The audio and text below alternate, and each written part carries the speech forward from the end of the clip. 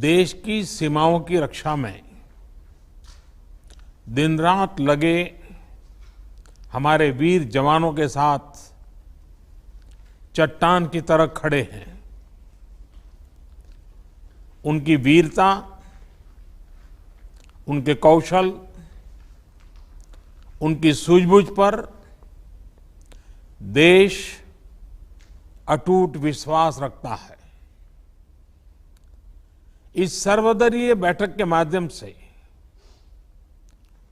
मैं शहीदों के परिवारों को भी ये विश्वास दिलाता हूं कि पूरा देश उनके साथ है, पूरा देश उन्हें नमन करता है। साथियों, पूर्वी लद्दाख में जो हुआ उसको लेकर आपने रक्षा मंत्री जी और विदेश मंत्री जी को सुना भी और प्रेजेंटेशन को भी देखा। न वहां कोई हमारी सीमा में घुस आया है, न ही कोई घुसा हुआ है, न ही हमारी कोई पोस्ट किसी दूसरे के कब्जे में है। लद्दाख में हमारे 20 जाबाज शहीद हुए, लेकिन जिन्होंने भारत माता की तरफ आंख उठाकर देखा था, उन्हें वो सबक सिखा कर गए हैं।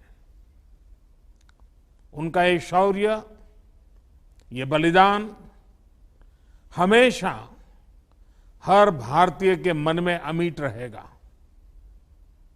साथियों, निश्चित तौर पर चीन द्वारा एलएसी पर जो किया गया है, उससे पूरा देश आहत है, आक्रोशित है। ये भावना हमारी इस चर्चा के दौरान भी आप सबके माध्यम से बार बार प्रकट हुई है। मैं आपको भी आश्वस्त कर रहा हूं कि हमारी सेना देश की रक्षा के लिए कोई कसर नहीं छोड़ रही है। डिप्लॉयमेंट हो, एक्शन हो, काउंटर एक्शन हो, जल थल नभ में हमारी सेनाओं को देश की रक्षा के लिए जो करना है वो कर रही है। आज हमारे पास ये कैपेबिलिटी है कि कोई भी हमारी एक इंच जमीन की तरफ आंख उठाकर भी नहीं देख सकता। आज भारत की सेनाएं हर सेक्टर में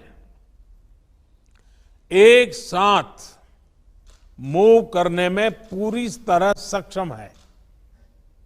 ऐसे में हमने जहां एक तरफ सेना को अपने स्तर पर उचित कदम उठाने की छूट दी है, वहीं दूसरी तरफ डिप्लोमेटिक माध्यमों से भी चीन को अपनी बात दो टूक स्पष्ट कर दी है। भारत पीस और फ्रेंडशिप चाहता है, लेकिन अपनी सॉवरेनिटी की रक्षा हमारे लिए सर्वोपरि है और आप सबने भी इसी भाव को प्रकट किया है। साथियों, बीते 5 वर्षों में देश ने अपनी सीमाओं को सुरक्षित करने के लिए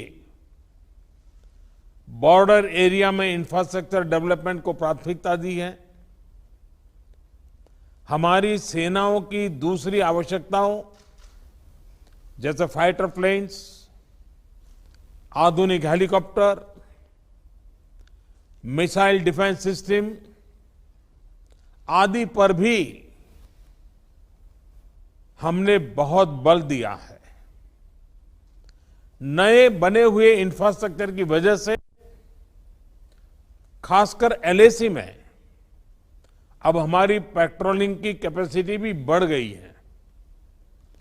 पेट्रोलिंग बढ़ने की वजह से अब सतर्कता बढ़ी है और एलएसी पर हो रही गतिविधियों के बारे में भी समय पर पता चल रहा है। जिन क्षेत्रों पर पहले बहुत नजर नहीं रहती थी, अब वहां भी हमारे जवान अच्छी तरह से मॉनिटर कर पा रहे हैं, रिस्पॉन्ड भी कर पा रहे हैं। अब तक जिनको कोई पूछता नहीं था, कोई रोकता टोकता नहीं था, अब हमारे जवान डगर डगर पर उन्हें रोकते हैं, उन्हें टोकते हैं। बेहतर हो रहे इंफ्रास्ट्रक्चर से एक मदद ये भी मिली है कि हमारे जवान जो उस कठिन परिस्थिति में वहां तैनात रहते हैं, उन्हें साजो सामान पहुंचाने में आसानी हुई है। साथियों, राष्ट्रहित, देशवासियों का हित हमेशा हम सभी की सर्वोच्च प्राथमिकता रही है। चाहे ट्रेड हो, कनेक्टिविटी हो, काउंटर टेररिज्म हो, भारत ने कभी किसी बाहरी दबाव को स्वीकार नहीं किया है। राष्ट्रीय सुरक्षा के लिए जो भी जरूरी कार्य है, जो भी जरूरी इंफ्रास्ट्रक्चर का निर्माण है, उसे इसी तरह तेज गति से आगे भी किया जाता रहेगा। मैं आप सभी को, सभी राजनीतिक दलों को फिर से आश्वस्त करता हूं कि हमारी सेनाएं सीमाओं की रक्षा करने में पूरी तरह सक्षम है।